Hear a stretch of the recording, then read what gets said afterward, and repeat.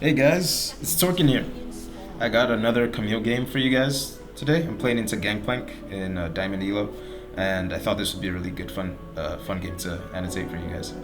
So, into the Gangplank matchup, it's a really interesting matchup. It's really fun because it requires a lot of skill on both sides, and it really allows you to express just how good you are on Camille.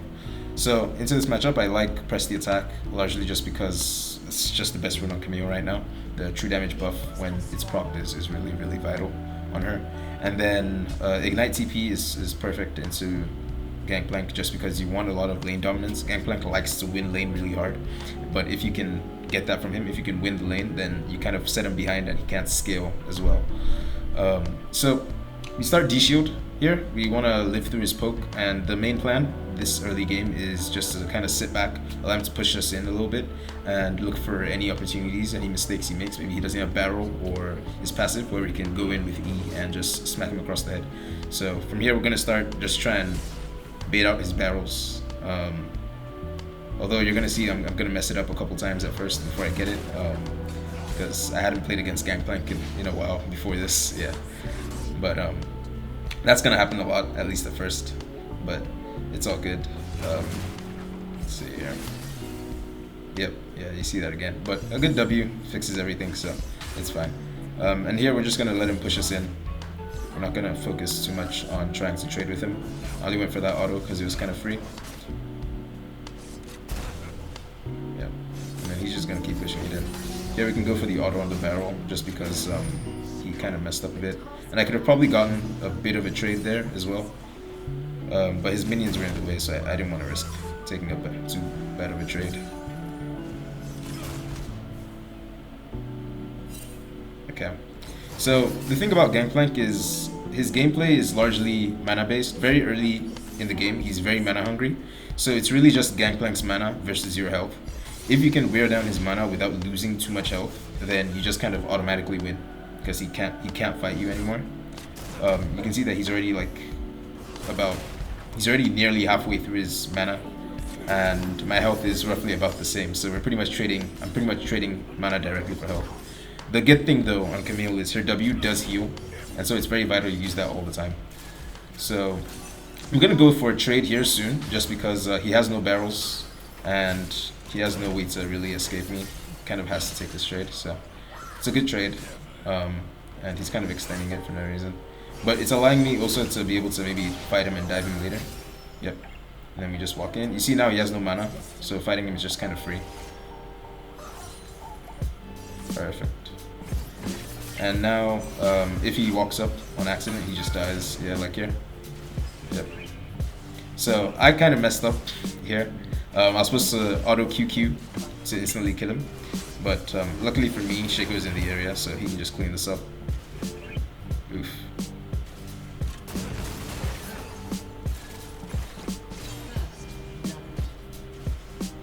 Perfect. That was a bit scuffed, a bit dangerous, but it works. So here we're just gonna back. This is pushing back into me. There's no need for me to do anything. You just back and then walk back to lane. Actually, it seems like I TP back here. Yeah, largely because GP is also gonna TP back, and I want to keep pressure on him since I've already killed him once. And so I don't want to give him the time to build a wave that he could use to actually play the game. If I can keep him with a small wave or like even wave the entire time, it makes it much easier to fight against him. So at this point right now, I'm just looking for him to mess up, well, like that pretty much, to give me the chance to go in. Yep, and that's a good trade there. The only thing is his passive did get off, so it made the trade look much worse than it was. But it's all good.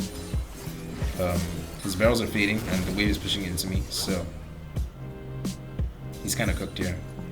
I'm just gonna allow him to push it further in so I have more time to chase him. Yeah, and I think a lot of people they get very impatient in times like this. Like right now he's pushing it into me, and once it gets to my side, there's nothing he can do, right? I can either freeze it or I can just trade him, run him down. So even these trades that I'm taking, they're very unnecessary. I could have just stood back and then forced him to like walk straight into me, right? Yeah, just look for the trade. Like you see how good that trade was, right? Even though I straight up ate the barrel, you know, that's kind of what we're looking for.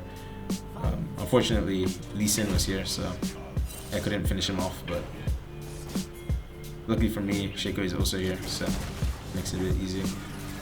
Alright, perfect. Oh.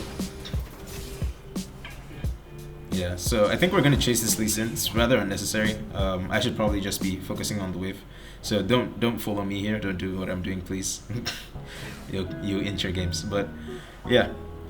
So here we're just gonna push this wave in and then look to back again. And I will meet you guys when we are coming back to lane. Okay guys, so we're back in lane. We have a bit of a freeze here. If you notice, our CS is rather abysmal. But that's just largely because there's been a lot of fighting in top lane. It's all good though. Don't fret too much. You know, sometimes your CS will be bad, but as long as you're managing to like get kills and stuff, you'll still be fine. And as long as you fix it later as well. So at this point, GP has Sheen, means that his trades hurt a lot more. I can't just go in randomly. I have to be very careful. Here I'm just letting him push it because that's what he wants to do. So he's gonna try to land his barrel here. I'm just gonna dodge that. Very nice. Perfect. Now, of course, I've lost a lot of health, and at this point, I can't rely on his mana going down, so I kind of messed up with some of my trades. But it's fine anyway, just because I have W, I can heal, and I can just chill under the tower and farm. If I have to, I can wait the whole 60 seconds for my TP to come back, but you'll see very soon that he's actually just gonna straight up into me, so it ends up working out anyway. Nice, and then we can go for a trade here. Okay. Alright, so I kind of messed that up. I mean, I think I could have gone for a trade there if I wanted to, but I chose not to. But it's all good. So he's coming in here. Perfect. Yeah, so he thought that he could, you know, just dive me under tower, I guess because I was low, but I mean, I have ults, so I stopped his auto for going off for a while, and I just used that to stun him and heal off of him as well, so that I wouldn't die to the burn. So that's really good. I think Camille's really good at surviving dives, largely because of both her ults and her E. So she has a stun and a lockdown. Right? It's very dangerous to dive her in most cases. So we just clear the wave here and back again, which is perfect. All right, so we now reach a point. This is something that I want to highlight because I see a lot of people that don't use it. Which is when you're coming back to lane, sometimes it's the best option is to actually go around because they might be pushing and they don't expect, you know, you to be there, and it's usually just like a free kill, right? They don't even have to be low, right? If you just happen to be beating them, it works really, really well. So I would have done it like even if I just happened to know I would win. All right, so we're just finishing pushing in that wave, and I noticed that there's a fight around mid, and this is where you have to be really conscious of the map as Camille, because there are a lot of opportunities to get ahead. And so at first I came here for the plants, but then I kind of noticed that the fight is pretty much like imminent, like it's going to happen, and you kind of get the game sense of it after a while. So I start making my way down here, and you see it pretty much just turns the fight entirely because now I'm here. Let's see. Yep. And then we focus on Caitlyn. Perfect. And then we just work through everybody.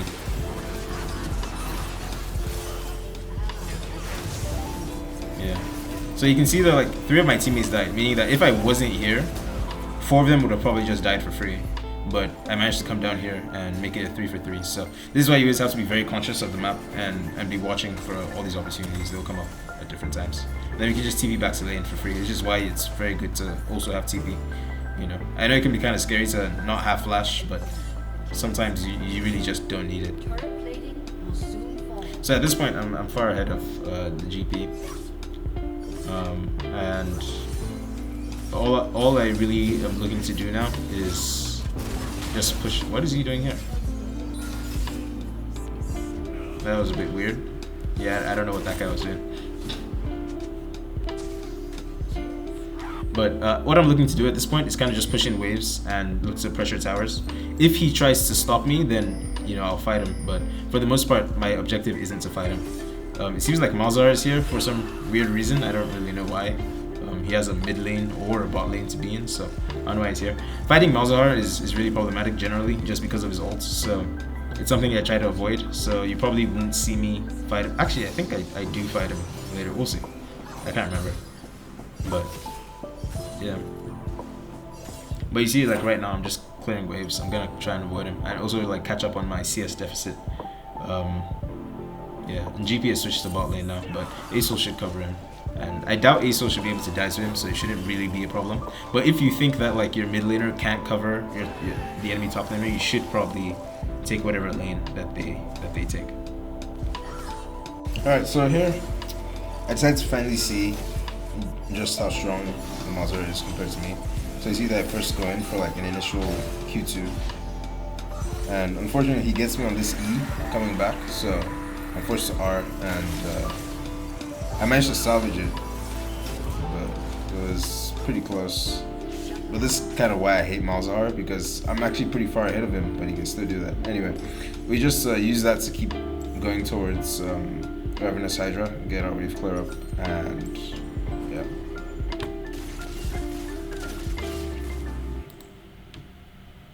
Alright, so now the aim of the game is pretty much just to live in the side lanes. Camille, while Camille can team fight very, very well, you also want to, especially when you're ahead, you want to exert that pressure in the side lane and use it to really give your team a lot of pressure on the map. So you're going to see me pushing up a lot. The only reason I stop here right now is because I realize I don't see any of the enemy team on the map, and this is something you must always be watching out for, right? I don't know where they are, and my team isn't doing anything right now, so they do have the chance of all just rotating towards me and killing me. Right. I'm chilling in this bush here to see if Malzahar works up, which he does, and then I know Shago is around as well. So I tried to E and then WE immediately, but like it doesn't work out, unfortunately. But it's fine. He dies anyway, so it doesn't make much difference. But if it had worked, it would have been much cooler. But yeah, I mean, it's not that hard of a combo to get off. I just messed it up, unfortunately. But pretty much you just try to EWE, it gets his shield off, and then you can immediately stun him afterwards. So that way you can essentially stun him regardless of the fact that he has his shield. So we get this Azakan immediately after the fight. You should always look to get an objective after any fight that you have. It'll just help you to push your lead even further, because that's the time when the enemy team can't be doing anything. So, alright, so with that, it's back to the side lanes again. Like I said, we just want to be in the side lanes constantly. I have TP, right? And typically when you have TP, that means, you know, regardless of if your team should start or fight stupidly, you can probably TP there if it's a sensible fight. So at this point, all you really want is you push lanes, you try and exert some pressure on the map, and then you either look to group with your team or hit the towers, depending on the situation. So something that's really, really nice about Camille's E, and that you're about to see come up, is that it actually shows you when there are enemies in the area. So you see right here that I see there are enemies there, and then I just dip. And unfortunately, my Alistar doesn't realize that and gets hooked and dies. So that's rather unfortunate. And I tried to help him too. I pinged him that they were there, but he just didn't want to listen. So what else can you do? You know, your teammates are always gonna do stupid things, unfortunately, but it's your job to make sure that you play well enough for all of you. So you can see I'm still doing the same thing, pushing side lane, and then I noticed that there's a push on mid, and my team is gonna need help. So I decided that I could back, but I felt like the best option here is to flank them from behind directly, so that it's harder for them to escape, especially with what Shaco and Acel did here. They already made them very low, so this is a really, really good option here. And then we just go in and yeah, you just watch.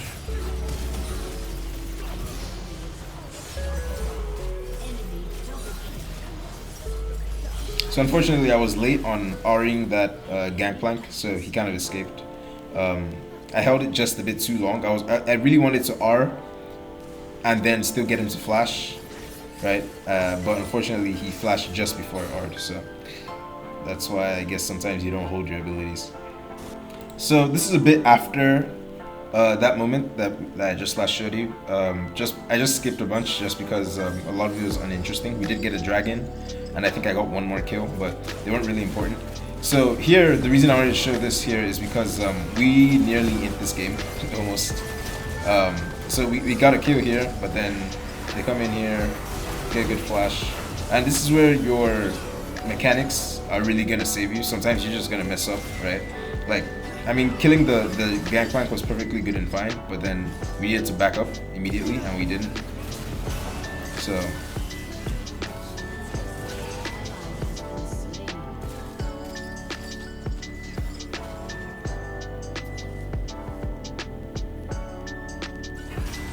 Good dodge from Aphelios.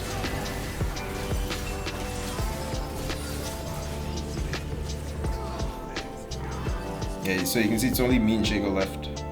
This is a very dangerous position for us because if both of us die somehow, then I think we just lose the game, which is crazy. Right. And Shago dies, so yeah. So this is where like you realize that there's a certain point in the game where you as a person, you can't afford to die if you want to carry that game, right? Because you would think, oh, like my team is so far ahead, but our team in total has 39 kills and I have 16 of them, meaning that my team only actually has 23 kills, right? And the enemy team has 28. So if I'm not there, like if I'm not involved in the fight, the enemy team will win, you know? And so you really can't afford, there's a point where you just can't afford to die, and you dying literally ends the game.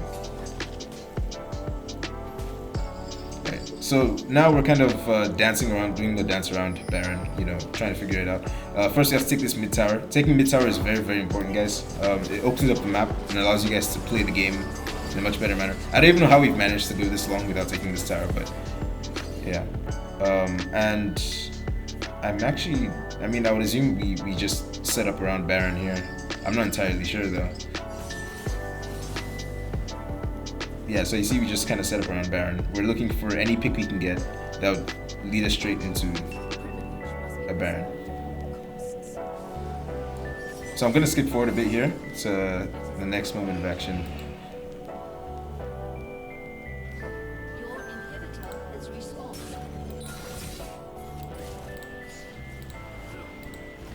Alright, so this is perfect. This is why I love Camille, right? We see somebody's out of position here, this GP. And we can immediately just take advantage of that and kill him, right? And just clear him up. And that's like what Camille excels at, you know. I think sometimes many people, they try to kind of, they just see like an E, a possible E angle, and they just go in. But like, that's not what you want to do as Camille. Your job is somebody's either out of position, right? Or, you know, their team has kind of just left them a little bit, and you can just take care of them immediately. So my team is going to go Baron here. I'm just going to come here to stop this Caitlyn. And she seems to think I was running away or something, I'm not sure, but yeesh. That's an interesting one. And then finally, we reach the point of Baron here. So we have Baron. My team is gonna start pushing mid here. I'm just gonna push side lanes. I would like to keep pushing here, but my team hasn't pushed mid yet. And so pushing there would be kind of hinting. For some reason, Lee Sin comes in. Yeah, so he's just been throwing the entire game. I don't know what he's thinking. Anyway, and from here we can just kind of push down all the lanes and kind of just win the game. Acel's pushing mid, the rest of the team's over here. Yeah, I think the game pretty much ends from here, so I'm just gonna let you guys enjoy the rest of the show, and yeah.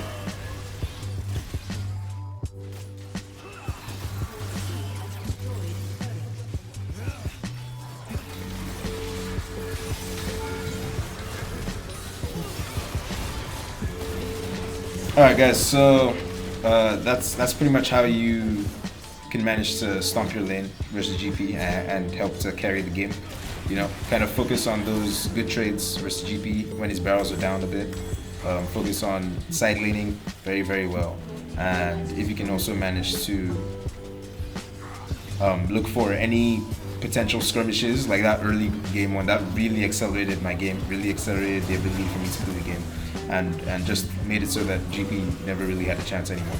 And I think if you can do that consistently, pretty much in any lane, it's not just GP, you find that it's very, very easy to carry Camille almost every single game. So thanks for watching, guys. It's been great. It's been great talking through this game for you guys. And if you want to see more guys like this, if you want to see some more matchups, make sure you subscribe and let me know what you would like to see next.